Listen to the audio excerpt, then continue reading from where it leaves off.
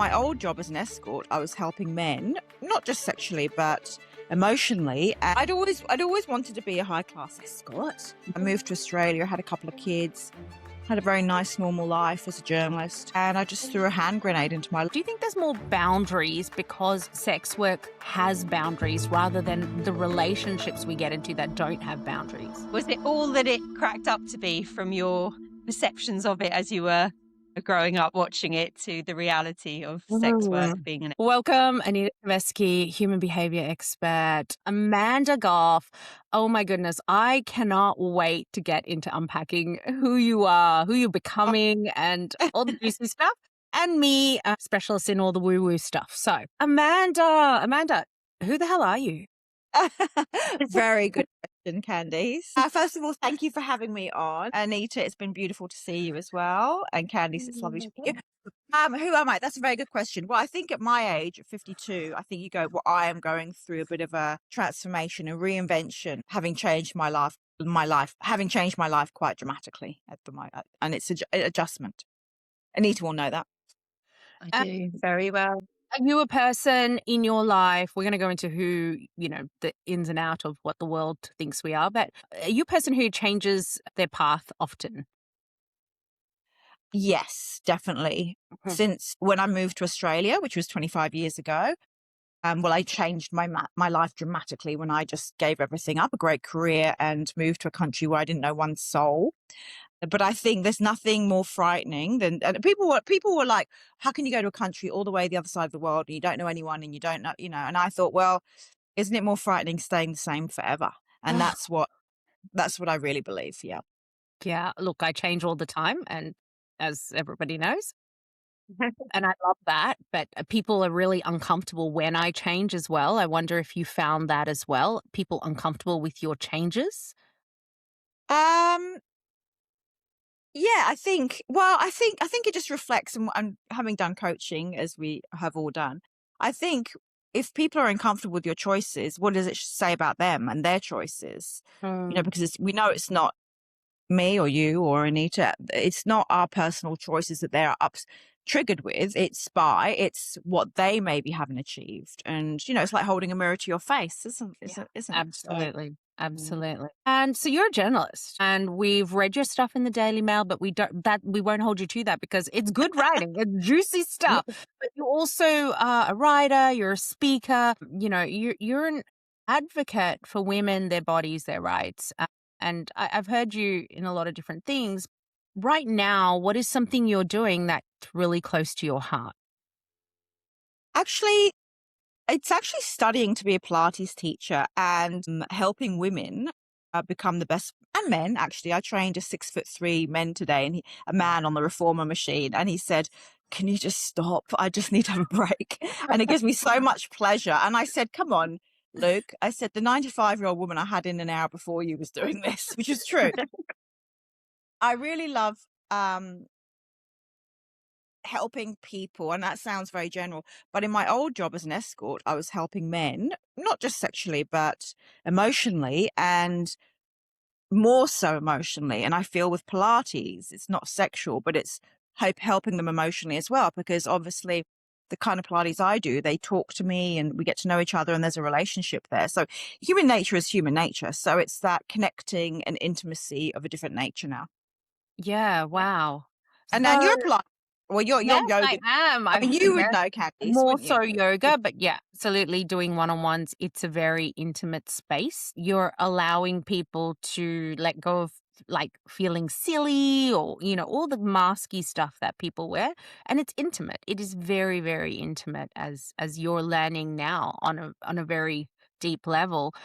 When you were initially a journalist, because you've always been a journalist, you've been a journalist for quite a long time.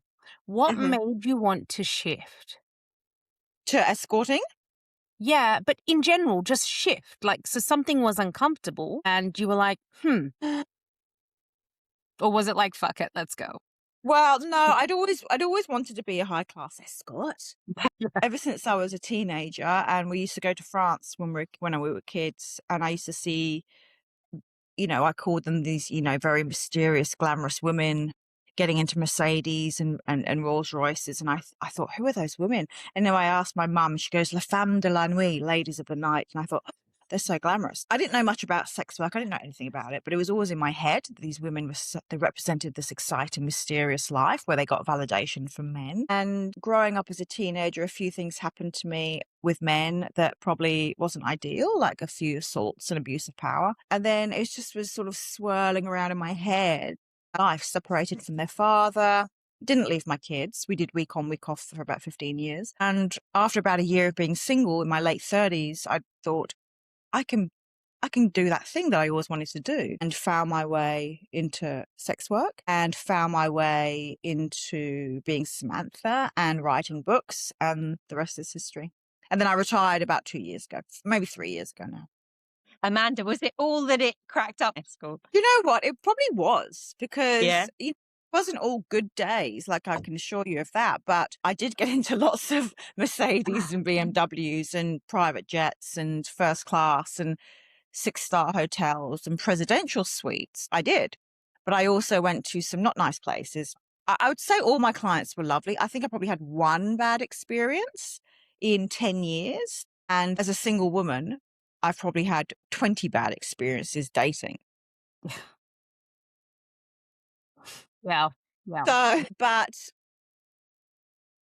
yeah, look, what wasn't glamorous was the stigma that comes with it. Yeah. Yeah. And so, I mean, so you're feeling like, okay, there was that curiosity, that sort of youthful curiosity, this sort of like, we all know what it's like to go through divorce and all of that lovely stuff that happens, and finding yourself again and, stepping into your truth. Did you feel empowered going into the? Yes, I did, because I got so sick of being jacked around by men at the age of late 30s, a grown ass woman with kids, being ghosted, gaslit, used for sex, whatever. I got so jack shit of it that I thought, I'm going to capitalize on this and I'm going to make money out of this. And I did. And I felt very empowered. Like I suddenly shifted the balance very quickly. So when men were investing in my time, like paying me thousands of dollars, for example, they behaved themselves, because I was this fantasy. Even though I was pretty much myself, I was this fantasy for them. Wow. And like almost like I fell for the fantasy in France. They were falling for the fantasy that I was the illusion of a high class escort, which is really just basic. Like, I was a 40-year-old woman, who would go on lunches with them or whatever's, and then go home and, do the washing. So yeah, I can't remember what the question.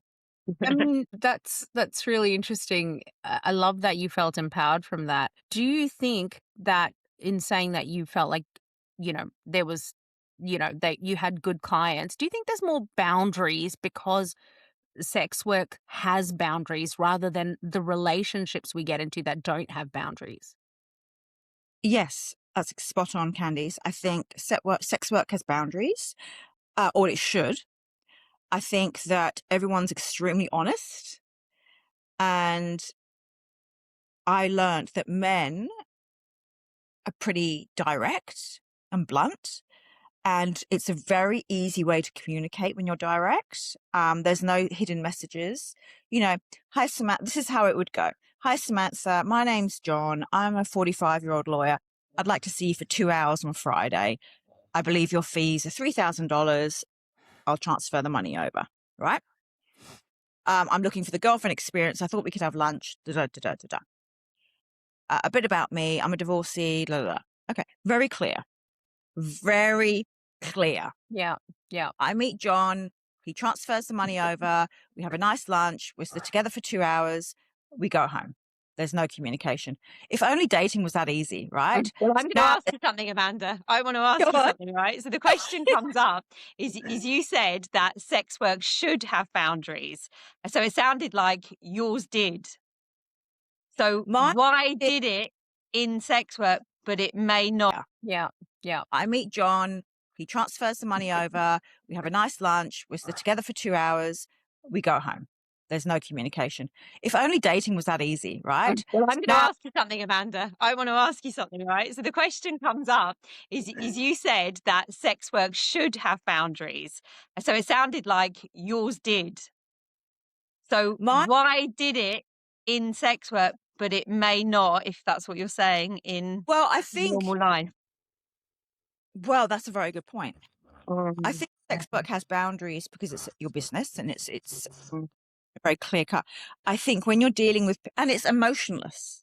And I think when you're dealing with emotion, and let's say I really like someone and I wonder what he thinks about me, and I want to play hard to get. I don't want to be too easy. Do I text him back straight away? With sex work, there's none of that. It's like, and I tell men off. I say, the phone is a vehicle to make or break appointments. Don't text me in between that. I don't say that to men in the real world. Like, Why not? no. Well, Well, maybe we should. I probably should. I'm It's mean, a why- really joking. good point. It's a Right? really good point. Maybe I should, because it's so much easier.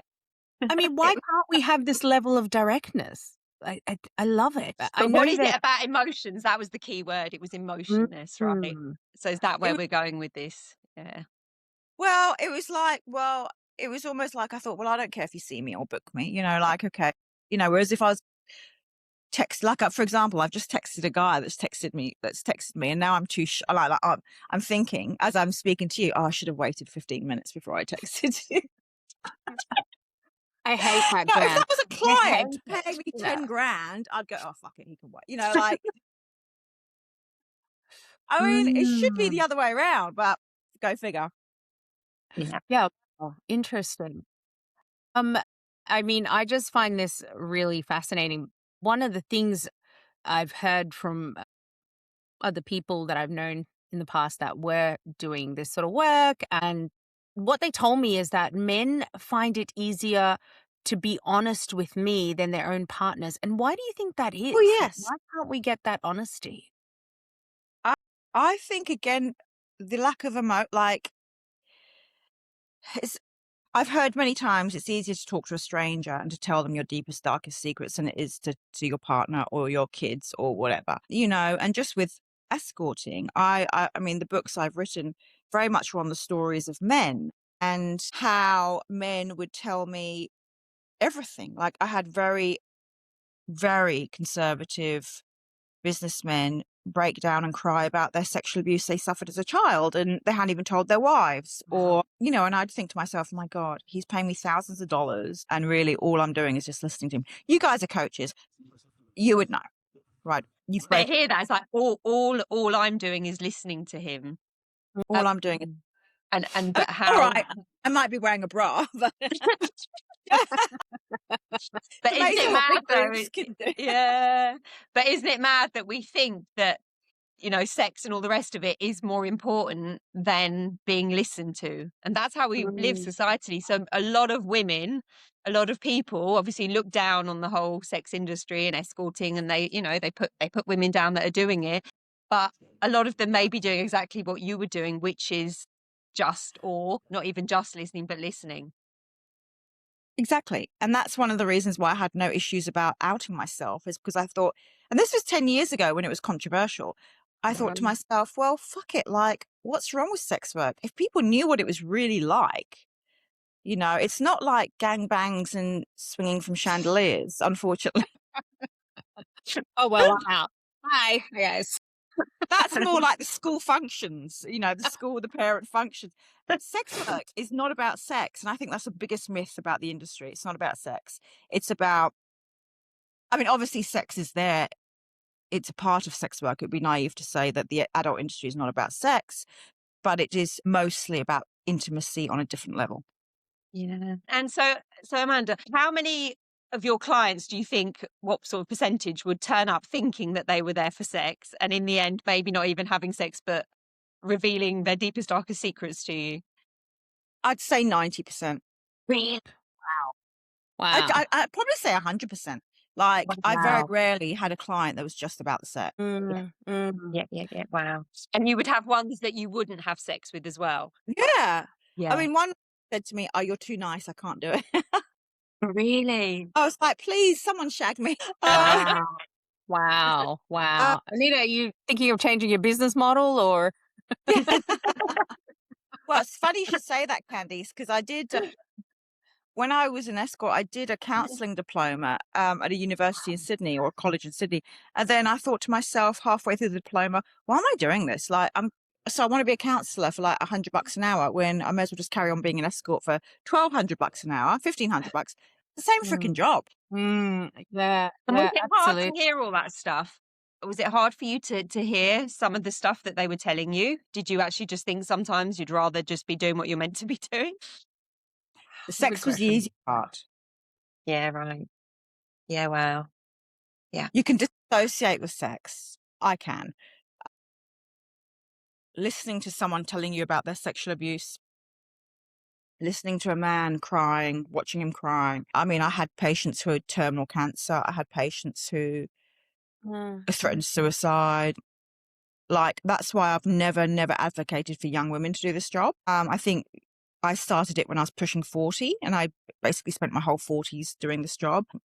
Anyone younger, I believe, with not as much life experience, is maybe not equipped to deal with the level of maturity you need and depth that you need to listen to men in their time of need. Mm. Yeah. You know, Yeah, wow. sex workers aren't trained therapists. Majority aren't. Some are. Some are psychologists or whatever. Some are sex Yeah, therapists but aren't yeah, and integrate. some when you get women from all walks of life who do this job, but hearing some harrowing things, yeah, because there's, like therapists tend to have supervisors, or what are those people they talk to? Yeah, Yeah, Yeah. mental. yeah, Mm. but sex workers, all we have is stigma and judgment. So it's not like Yeah. we can go to, you can go to your mum, or you can go to your best friend if they don't know, or go to a colleague and say, oh, guy. So Wow. Yeah. That's heavy. That's Wow. that's so like, how do you cope? Like, how do you debrief? You're working this job. I mean, on some level you enjoy it, you're learning, you're growing, but on what happens? How do you cope when you've got that heavy stuff happening? What do you do for yourself? Well, I used to I was writing, so I wrote about it. You know what? At that time in my life, I drank. I drank a lot. I partied a lot. I I sort of wrecked my personal life a bit, and I eventually got sober. And I was diagnosed with bipolar. So I think that having undiagnosed bipolar, working in that industry, drinking, doing coke, whatever, I didn't do it with clients. I did it as a coping mechanism. I think that it was just I was heading towards death, to be honest. That's how I coped, basically. I had to put on a face of being really empowered. And in a way, it was empowering, but in the end, it got to me. And I do believe, for me, something died when I started working, and I'm trying to rebuild that. Do you think it was the emotional labor that made something die or took its toll, or do you think there's an energetic exchange and exhaustion that happened? I think, Candice, it's energetic. And I think that you're taking on someone's energy physically as well. And yeah, I just feel that you're giving a part of yourself to someone that you might not be attracted to, and you're doing it because you want the money. And I think that there is something about that for me. I can't speak for all women in the industry that has to disassociate quite a lot for that. And the trick is, once you've spent a decade disassociating, it's really hard then to thaw out and come back to life and heal. Amanda, Wow. how do you know how you disassociate? Do you know how you do that process? Is it really you switch it on at any minute?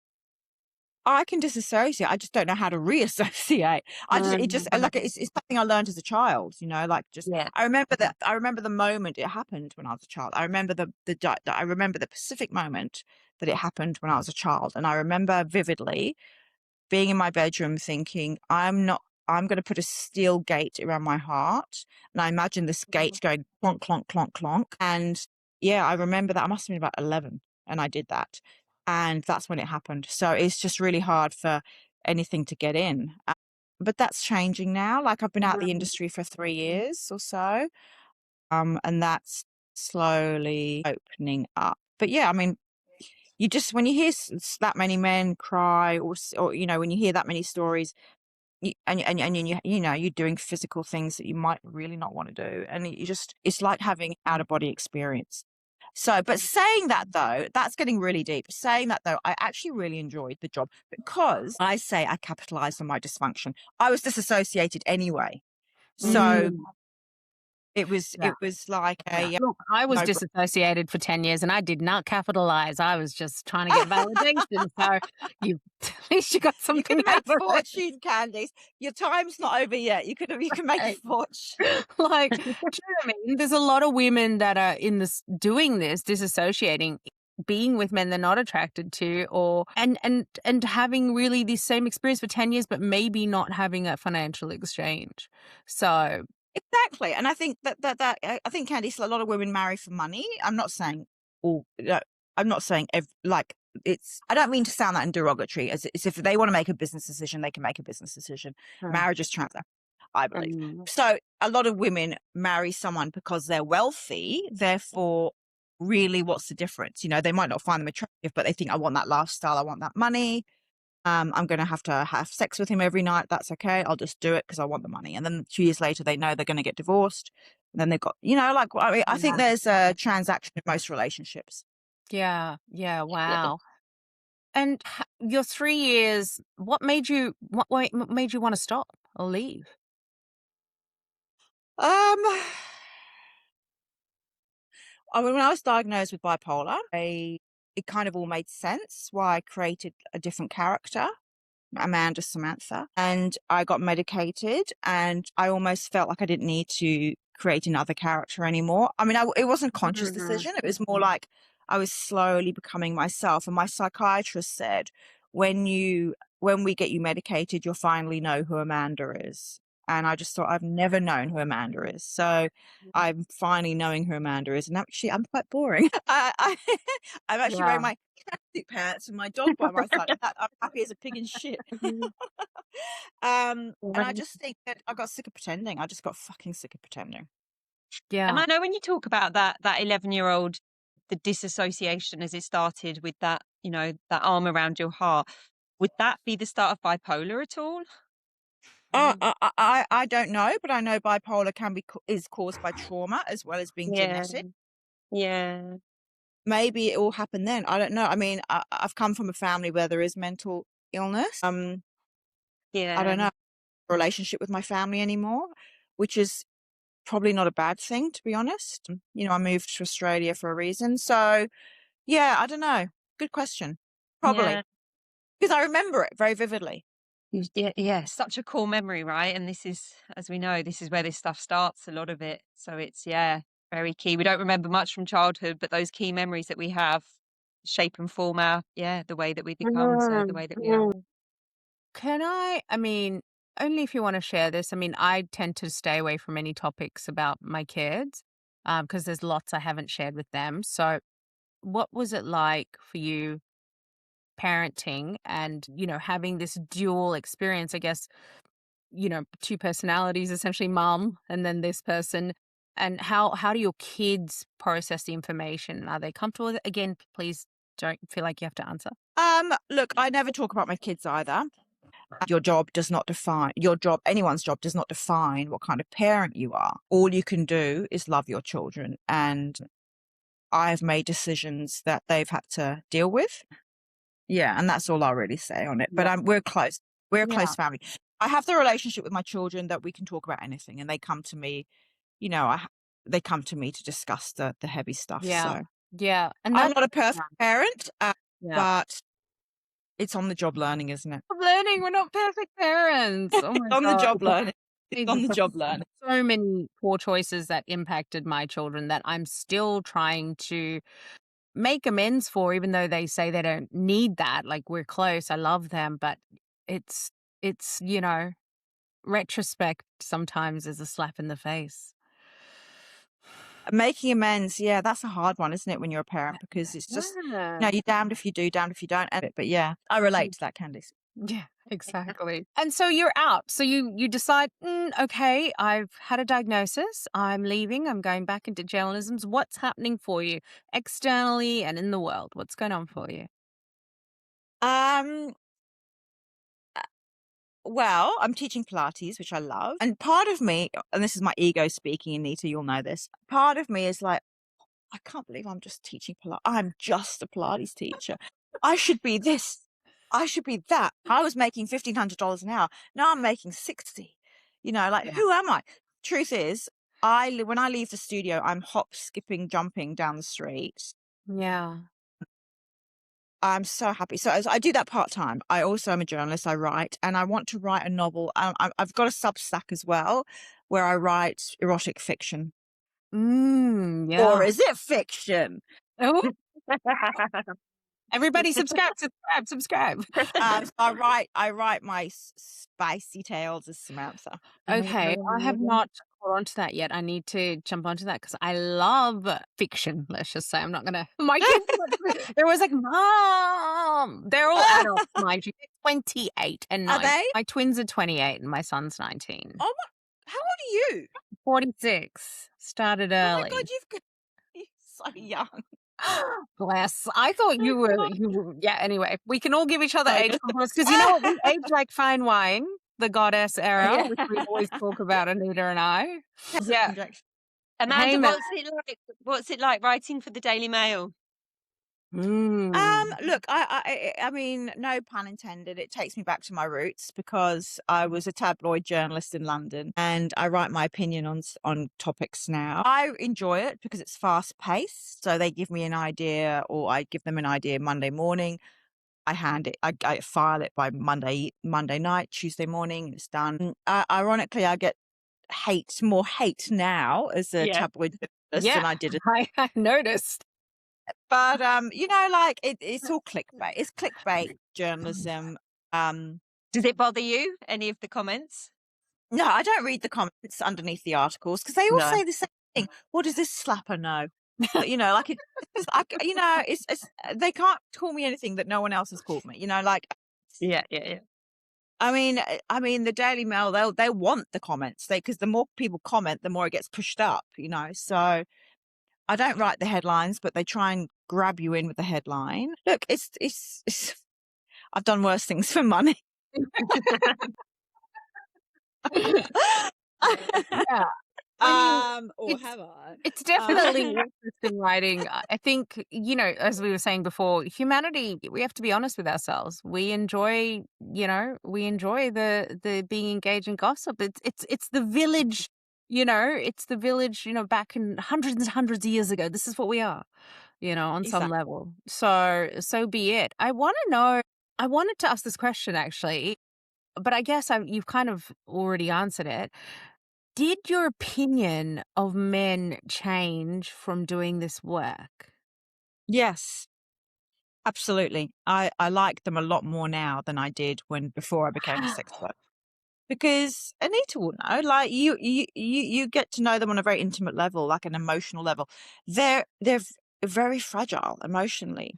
And Interesting. everyone bangs on about the patriarchy and which is fine. I agree. There is that, but I truly believe that men are a bit lost these days. And I have a son and a daughter, and I'm not worried for my daughter.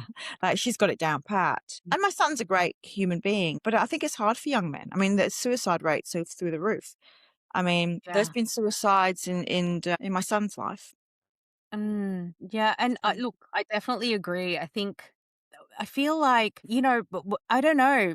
Why is it that men feel like they can't share or talk? Why does it feel, unsafe? Obviously, it's deeply unsafe for women, but unsafe men create spaces that are extremely unsafe for women. It's a ripple effect. Exactly. Right? Exactly. Yeah, exactly. And I think that if men felt more comfortable in being vulnerable, there probably wouldn't be as much violence or. Exactly. Yeah. So given the Yeah. stories that you heard, Amanda, from some of those men, could you see why they would be, ashamed to share those stories? No, because Yeah. Okay. some of them, some of the real heavy ones, but some of them were just like, I know, I remember one guy coming in Brisbane and just sitting in my hotel room and sobbing. It didn't even take his clothes off because his wife ran off with the personal trainer. And he was in his late 60s. And I just thought to myself, he paid me a couple of grand to do this. Like, does he not have a mate he can talk to? Yeah. You know, I just don't think they talk to their mates, you know, Yeah. whereas I'd be on the phone to you or, you know, or Mm. I don't know. It has happened to Yeah. me recently. Yeah. You know, I found out the man I was seeing was shagging half of Melbourne. But Yeah. I told all and sundry. I probably even put it on social media. You did, because I'm heavily invested in the outcome of this whole thing now. Yeah. I probably got a T-shirt printed, you know, but men don't. Did you write a talk Daily Mail article on it though? That's the question. You should have outed him. I did flag it as an idea, and they weren't keen. So Be But the I next had Katie Price and Lee Andrews. bless Katie I Price. threatened him with that. I said to him, if you don't fucking be honest with me, I'm going to out you. And so I got all the confessions there and then. I was like, Yeah. And so with his confessions, was it similar stuff to what you would hear when you were escorting? yes. Yeah. Yes. He goes, I don't know why I do it. And I said, I know why you bloody do it. I said, you know how you hate your dad? Because your dad shagged around on your mum? He goes, yeah. I said, well, you're your fucking dad. You're your dad. And he goes, I've got a problem. I need to see a psych. I don't know what I've got, you know, and they got all emotional about it. You should have charged him. Yeah, exactly. And then you would have been more boundary. He was tight as a gnat's ass. There's no way he was going to pay anything. So. Wow. That is even worse. Do you know what I mean? At least be He wore generous. the same $12 T-shirts for 5 days in a row. But anyway. Okay. Okay. Yeah. So, yeah, in answer to your question, Anita, the things I was hearing from men weren't earth-shattering necessarily. Yeah. They were just stuff. Yeah. My wife uses me as a bank Yeah. ATM. Very common problem. And we don't hear about this. And that's what leads to a lot of the shit that goes on. The amount of people that I can see that playing out with, where they're feeling used for their money. And this is the thing that I always say, the very thing that those men have used to make themselves feel worthy, they then get used or feel used for by women. And it may not even be that the women's using them for that, but they were the ones in the first place that used money to build their, you know, their sense of self-worth. That's so interesting. That is I know. profound. I know. I hear that so much now. It's, yeah. Really? Yeah. Yeah. Because that's what I'm coaching people on. I hear it and I'm like, but is that the thing that you were using in order to make yourself feel worthy? And they'll say yes. And I'm like, so how do you know the woman is actually doing it? Is it just your own projection because you used the money to make yourself feel good? You know? And yeah, it's huge, huge one. Get that in the Daily Mail. That's actually massive. That's very interesting. What about the Yeah. emotional labor? You know, maybe a woman provides the emotional labor in the relationship and the man provides the financial labor, but he's still resentful. I see a lot of that as well. Really? Yeah. And look, I don't coach a lot anymore, but just from chit chat and even myself, I'm really like, I get very, nah, I don't need no man. I can support myself kind of vibes. And because, you know, I've had a lot of support from my partner in the past recently when I had some surgery and stuff, but it makes me uncomfortable because I don't want it to come back and bite me in the ass. Yeah, Right? yeah, 100%. And it's just because I know men get resentful. So, Yeah. you know, Interesting. Well, I mean, my mum always told me to have a runaway fund, and I've never relied on, you know, I'm been single for, you know, what century are we in? I've been single for years, on and off that shit relationship recently. But, you know, I've always had my own money, and I think it's really important for women to have their own money, always. Said that. Your mum said that to you from a young age and you remembered that. Yeah. Yeah, So and my dad important. also said never get married. mm. So I had to remember those two things. And I've never been married, and I've always financially supported myself. So, That's I very mean, there's interesting this to me. whole rhetoric going around, well, if women can financially support themselves and if they can provide each other the emotional labor and support, and like, what is the man bringing? Well, exactly. And I think that's why men are suffering this identity crisis at the moment. because what are they bringing to the table? We can have babies without them, pretty much. We can, we have our own careers, and I think that women have developed a huge, giant leap, and I think men probably haven't, and they probably are not as emotionally mature or developed as women. I don't know whether you agree with that, Anita. Yeah. But Yeah. So the question is, how do we support that if we want to, or do we not? And this is the thing: if we're not going to, how do we stop being resentful that they need to be better? Yeah. I mean, it's tricky. I Because don't. we're living in a world of resentment towards men at the moment. That's what I'm surrounded by a lot. I don't know about you ladies, but that's, I hear it a lot, and it's sad because it's like, Yeah. but I think there's something for women to also, because I hear a lot of women saying they just want to build a life with someone. They want someone to do life with, to have a nice time with, and all the rest of it. And these men are just shit and all the rest. But it's kind of like, if we keep calling them shit, is that really the support that is going to help them to be the partner that we want? And then within us, exactly, if we're wanting it so badly, then what is also missing within us? And I know we want to build a life with someone, but if we can go into these things thinking I'm going to build a life with someone, but it's going to be fucking hard. If we can even go in with that thing, but we go in with this romanticized idea of what we want it to be. And as I say, it's like, how easy is it to be in your head? And most people are going to go, not that fucking easy. So to expect someone to come along and it to be easy all of a sudden when we haven't sorted our own ease, non-easefulness Maybe out in our we're head. tired, Anita. We're tired. We be tired. Like, I we think need that's it. supporting them emotionally. That's all But I'm saying. Like, I know. But I think everyone's tired. And I think that if Yeah. we could all recognize that we're all tired, we're all suffering, we all want the fantasy, we all want it, but we can't expect it from each other. Well, we No, can, but we're going no. to be disappointed, right? Yeah. yeah, I think a lot of women are scared of dating men because there's so much, Yeah. it seems to be so much violence and killings, especially in Australia.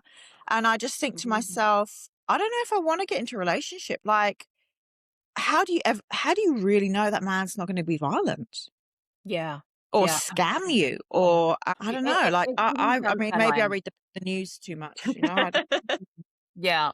Yeah. And look, I have a son that is obviously nothing like that, that does a lot of introspection. And so do my daughters. My daughters are very introspective. And maybe their generation is starting to shift. I'm not sure. Um, And I kind of think that in a sense as well, that potentially, even though, I mean, I know there's some programs out there and stuff, but Hmm. I don't know, it's, maybe the younger generation. And this, I was having this conversation, can't remember who was it with the other day, but it was all around the genders and being genderless. And again, it's that thing is, we kind of judge it as the old people judging, all this gender stuff. But actually, they just looking at us going, well, why would we want to associate with a gender when they've just messed it up so much? Let's be genderless. And I was watching something, it's getting a bit spiritual here, but I was watching this near-death experience thing the other day, and they were saying how up in the realms of heaven, before we're coming down into these bodies, there are no genders. There's no So we are genders. true souls, genderless, and we choose to come Yeah. into a body of a gender in order to experience suffering, pleasure, all the rest of it. So we're choosing it. We're choosing to be here, apparently, when we were genderless. When Yeah. we die, we'll be genderless. When we're I waiting to come believe in again, that. genderless. Yeah. I Yeah. believe that. I believe Yeah. that. I Yeah. love I love the death experience stuff. Yeah. I mean, it's I like love that it. conversation we had about, dreaming. I always dream I'm different people, different genders, different skin color, different nationality, different types. But I didn't know for my whole life that other people don't, like, not everybody dreams like that. No, I don't. Yeah. Yeah. Yeah. No, I dream I'm a man sometimes, or a woman, or different person. I look different. It's very, so I think, yeah, I think, and when people die, like you said, like, even when they go return to source, they say the feeling, the source they're with doesn't feel like male or female. It just feels like unconditional love. So Yeah. I guess we got to get out of this gender war somehow. And we are in a gender war. It feels like that. The world is divided on so many levels, not just gender, but this Yeah. space. So, Amanda, We're at war. Yeah. how Yes. how are you feeling? Like, how's life? How you doing? I'm good now. I've been through a few hard years, but things have really settled now. I'm sort of getting used to being myself again. Like when I retired from being Samantha, it was really hard for me because I didn't have an identity. Like I sort of got my validation from men or being sexualized, for wearing high heels, short skirts, whatever, and now I live in activewear or flat shoes. And I know it sounds so trite, but to me, it's a big thing. And I got my boobs reduced. Anita, you'll find this freaking hilarious. What, since I've been, since what? Since, do I know about this one? I got my boobs reduced probably. I've had about 10 boob jobs, Candy. Yeah. But I got my boobs reduced 2 years, maybe 18. It was when I was there because you were going, they're small. I'm like, they're an F still. They still look huge. I couldn't even tell the difference. Well, You I'm need getting to them write done an again in article. 2 weeks. The journey of You're my getting them breath. done again. What? What? Bigger or smaller? Smaller. You're going up. Stop. I can't. I feel that they're too. Like I thought, okay, I'm over the guilt, and because I went through guilt and shame of being Samantha, and like, oh, I'm just gonna get my boobs cut off. I feel they're so disgusting. I don't want to be sexualized anymore. And I got the reduced, and now I'm thinking, fuck that. I want my big tits again. You just want to go under the knife again. Amanda loves going under the knife, by the way. She had a near-death experience then. Okay, this is an entirely different podcast. This is a Bali in-person conversation, I think. Wow, we're all together. Yeah, and we can see your People boobs. have body dysmorphia. Yeah, I have boob and blonde dysmorphia. I always think my hair's blonde enough, and my hair's not. My big boobs aren't big enough. Oh, I Yeah, love it. You're going in again. Amazing. yeah. Can I ask, how's Melbourne? How are you finding Melbourne? How is leaving Bondi? Tell me about this time. Yeah. So, Candice, I was in Bondi for 20 years or so with Anita, and then I left to move to Melbourne about a year ago. Yeah, I love Melbourne. It's the people are different. I actually think they're friendlier in Sydney. But because Melbourne people at the moment are quite angry. So they're a bit angry about the government here, the crime, and they still have PTSD from COVID because they had the big downs. Saying that though, I live in a really lovely area and I really do love Melbourne. It suits, as a Londoner, it suits me. I understand Melbourne. Like, it doesn't, the weather, they say, oh, the weather's so bad. It's cold. It doesn't rain like Sydney or Bali for that matter either. But yeah, I'm happy here. I don't know if it's going to be forever. I don't know. The men are different here as well. The good or bad in comparison? There's like generational wealth in Melbourne, whereas Sydney, they're all cute surfers. Sydney's very new money. Melbourne's very old money, and they're quite conservative. But I do love it. It's charm. Have you been, Candice, to Melbourne?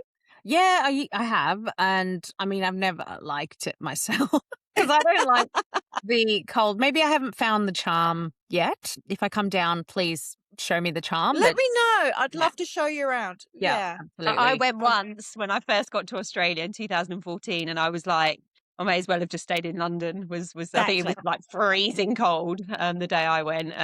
But I'm glad you went to Melbourne and not to Wimbledon, because when I went back to Wimbledon last year, I think I sent you a picture of the train station. I mean, it was pissing rain. I was at the train station in Wimbledon and I took a picture for you because I was like, no, this is not the life. This is not Bondi to Wimbledon is not. No, it's not it. No. Some deep associations there. Say that again. There's some deep associations with Bondi for Anita. Yes. And Amanda is one of those, every morning at the cafe. I miss those days so much. Like, it makes me want to cry. Like, we used to just sit there for hours most mornings watching the hotties. But you know what, Anita? I was there last week and I sat in that cafe. It's of people we don't know now. No, like I know. Everyone moves on. Everyone's moved on. Yeah, I know. It's really easy to get nostalgic though. Like it's almost gut wrenching when we think of nostalgia. And it really, like, I knew that life was just the best, and I'm with you. It doesn't mean it would be the same now, but it was a fucking good, a good time. It was good. It was good. Yeah. Best days. Yeah. I mean, that's the thing about being able to change all the time, like being able to adapt, to be a bit of a chameleon. the harshness of change doesn't like affect you as deeply. I think that's a personality trait. I don't know, Anita, you love your consistency. Love it. But I also, so you Mm. took me out of London. I didn't miss London for a second. I got Yeah. to Bondi. There's just something for me about Bondi. And I'm not one of those, I'm one of those people that loved Bondi every day I was there consistently. Whereas a lot of people kind of Yeah. hate it, but then they love it and then they go back and they miss it. That wasn't me. There is like, Yeah. I've got people over here that are like, oh, maybe I do miss Bondi, even though they hated it when they were there. But for me, I knew what I loved, and I found my consistency. I found my place there, and who knows whether Maybe that ever happens again in life, whether it's there or anywhere else. But there's something very ideal, an ideal life that was created there for me. Do you feel that in Bali at all? No.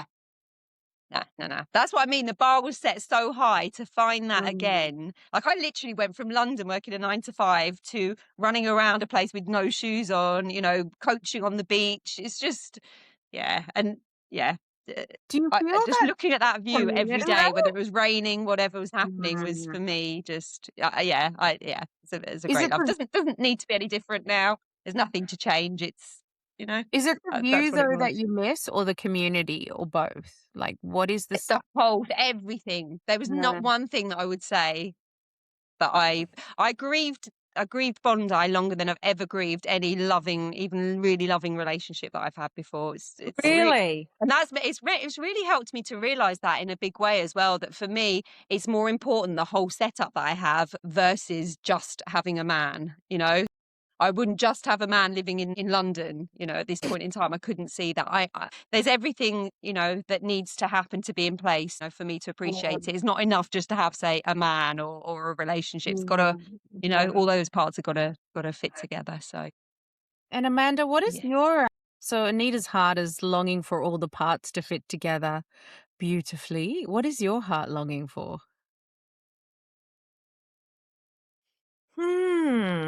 That's a very good question, Candice. I think it would be nice to be loved and to have a companion. I think peace, actually. I don't think I've ever been at peace. So I think having peace, and I don't mean peace as in no drama, no fighting. I don't have that in my life anyway, really. It's more peace within myself and forgiveness for myself for some of the choices I've made. And yeah, I'm very hard on myself. So I think peace towards myself. Sometimes the reason why I'm so obsessed with the afterlife and near-death experiences is because everyone talks about this feeling of unconditional love when they die, and it's I think, God, am I going to have to fucking die to feel this? That eventual love, that glow of love. I never had that with my mother, really. Do I have to have a near-death experience to experience that? And having kids, obviously, and animals, there is unconditional love. But, that pure love that a lot of people don't have. I've never really had it. So that I think is why I love reading and seeing after a near-death experience story. Yeah. I'm also obsessed with them. That's my bedtime show that I watch. Really? Yeah. Like we're all. I'm going to send you girls this latest one that I've been watching. It's the best one that I've watched so far. But Amanda, I love when you said, and do you know what happened for me today? And this could be, I don't know whether this kind of fits with what happens when you go under, when you're having your operations done as well. Is that when I was in the hyperbaric oxygen chamber today, I was in and out of that. And because I've watched so many of these near-death experience things now, I was so aware of that state that you're talking about there. As I was kind of just like falling asleep, but really awake at the falling asleep state and feeling that and not wanting to come back into my mind in those moments, like meditation, right? So it was just not wanting to come back into my mind in that moment and just going, and then going, if I fall asleep with this and my throat gets a bit dry, am I going to die in this chamber? And then that would wake me back up. But just having those moments of and then I was like, well, what's wrong with dying anyway? It's this unconditional love as you talked about and all the rest of it. So it's such an interesting moment of that. It's exactly, as human beings, we want that peace, that thing where the mind just shuts off and we're, falling asleep in theory, where the ego is shutting off, the self-talks, closing, and We're doing it 100%. every night, and we'll be doing it at parts of the day. We just need to be able to catch those parts enough to be able to appreciate them. So That is so true. Like I sometimes listen to those stories and I go, aren't they lucky? You know, aren't they lucky that they felt that? You yeah, know, what must it be like? Because they all say, I didn't yeah, want to come back. You know, all I say didn't it. want to come back. All Yeah, say it. And I'm all like, say it. being that happy, I you know. know? And so this one I'm going to send you, I'll tell you. So she basically didn't want to come back, this girl. And they went, okay, if you don't go back into your body, they showed her another baby. It was like, then you'll just go back into another, you start all over again. I was like, no, Wow. seriously, straight into the next. Yeah. Really? Yeah. I mean, I've definitely felt those moments in yoga, in teaching yoga, Really? meditation. It's hard to explain, but there are moments when I'm teaching where I'm just like, whoa, every person that's in there who are complete strangers, I just feel this unconditional love for, and I experience it like a field. Wow. And yeah, and and when we collectively meditate, and at the end of my classes we always meditate, chat, and it's just that frequency. It's like a elevation of vibrational love, and that's when I feel it. I definitely, yeah, it's amazing. It's and I guess that's why yoga grounds me. Yeah. And Yep. and that's why I love the NDEs, because they're so comforting. It's such a nice Yeah. reminder to Yes. be surrounded Yes. by. Yeah. Yes. Yeah. Yes. I mean, I Absolutely. used to be petrified of death. I was a massive hypochondriac. I've had two brushes really with death. I had a mini stroke, and I've got a serious heart Mm. condition which I need to manage. And there was no fear at all, at all. You know, I thought, well, goody, I can experience that. You know, like that. Yeah, You know, and yeah. I think when you make peace with death and Yeah. dying, there's nothing to be scared of. Totally. How Totally hear exciting. you. Feel like so excited for all of us, because it's really wonderful to be in this like space of wanting to tap into that source of unconditional love. Like, how exciting, Yeah. right? Yeah. Yeah. No, And to Yeah. not fear death, I think as well is such a huge one, right? Because that's what most people spend most of their lives, a lot of their lives maybe fearing the one thing that's inevitable in theory. But then listening Mm. to all of these things, it's like, well, it doesn't sound like it's anywhere near the end. So it's Wow. like yeah, better to be yeah, it's afraid just of. the beginning. It's just the Yeah, beginning. exactly. Yeah. Just the beginning. Exactly. Yes. Yeah. If But you could saying that, give I don't want to die. No, God, please stay with us and maybe get that heart condition Yeah. checked out, because I don't want to have to come back Yeah. and be like, well, she was a lovely lady. Yeah. So if you could share like one insight, like from all that you've learned in your life, like what is a piece of advice you'd give to your child self, your Mm. teen self, or your child self? What is something you'd tell yourself? You go back in time, you got like 5 minutes to tell them something. I probably I always used to be so anxious as a kid, like have massive panic attacks, anxiety attacks. It would just be that everything will be okay, you know, like maybe not be so hard on yourself, and really nothing really matters at the end of the day. It's you will be okay, you know, probably. I think that you will be okay no matter what happens, you'll still be okay. You know, I always think worst case scenario, what's the worst case scenario that can happen here? I will still be okay, Yeah. you know? Yeah. Even the worst case scenario, you'll die. I'll still be okay. Yeah. Because we Can't get know any what's better. happening at the end of the rainbow, you know? I'm going to let my dog out. Hang on. Yeah. Yeah. Wow. That's a beautiful way to that's a beautiful sentiment. Because yeah, even if you die, you're still gonna be okay. Somebody put that on a t-shirt already. Yeah. Yeah. One Let day the we'll baby, a have fat that. baby in, I don't know, some shithole, then you're not going to be okay. But Anita, what would you tell your child self? It's funny because all I'm doing is, as I hear you ask that, is taking a breath, right? So that would be the answer. Take a breath. Take a breath. Take a breath. Yeah. Yeah. Yes. I love that. Candice, what would you tell yourself? Oh, I've been asked this question a lot lately for different projects, and I would tell myself none of it matters. Like, Yeah.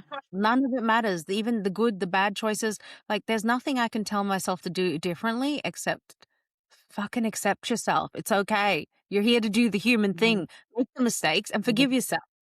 Boom. Yeah. That's Yeah. Boom. Exactly. And it's Yeah. interesting because we say these things, don't we? We're like, oh, are we telling our childhood self that, or do we need to hear these things today, like right now? 'Cause Why I'm still can't we telling just myself say the that? truth. Why do we have to go back in time? Why can't we just do that now? Yeah, Child would have been all right from now till then, but we don't know what's going to happen in the future. yeah, Well, I exactly. tell you what is going to happen in the future. We're going to come in July. July, Yes! July. Yes. Let's Oh do my it. gosh, I'm I'd love so that. It'd make me so excited. happy. So, Thank you Anita, so where are you much. Are you staying in the same place? Yes. All right. Yes. Yes. She's Yes. Yes. I'm here. consistent. I'm here. I'm here. Come, both of you. It'd be amazing. Oh, I'm hooked. I'm coming over. It's done. It's Yeah, dusted. yeah. Happening. Amanda, Thank you look up, so look much, up. Amanda. I'm gonna stop our recording and we can chat Thank other you. things. But I want to thank you for just being so honest and vulnerable and transparent and just inspiring. Because I just think when women are able to share their truth, it gives other women confidence to share as well. So thank you. Yeah, thank you. So That's thank you for asking me. Yeah, and I Anita. just want to say I absolutely love you, Amanda. Thank you for coming on. It's so nice to see you. I miss seeing you all the time. Yeah, I miss you most days. So thank you I so miss much for you. doing this. Yeah, and I can't wait to see you. Thank you. Lots of love. Subscribe, follow. Don't waste our time, people.